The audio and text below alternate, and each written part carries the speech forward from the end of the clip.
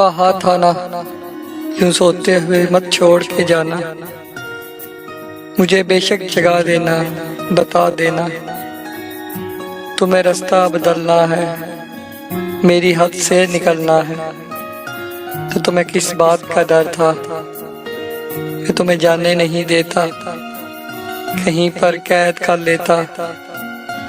अरे पगली, मोहब्बत की तबीयत में जबरदस्ती नहीं होती।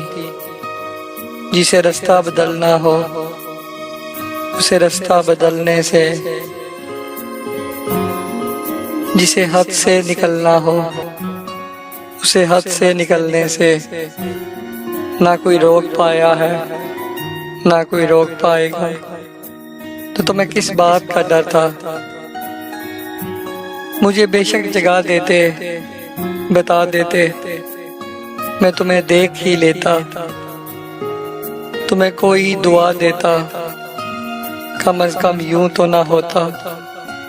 मेरे साथी ये हकीकत है, तुम्हारे बाद खोने के लिए कुछ भी नहीं बाकी, मगर मैं खोने से डरता हूँ। मैं अब सोने से डरता हूँ। कहा था ना, यूं सोते हुए छोड़ के मत जाना। मुझे बेशक जगा देना, बता देना।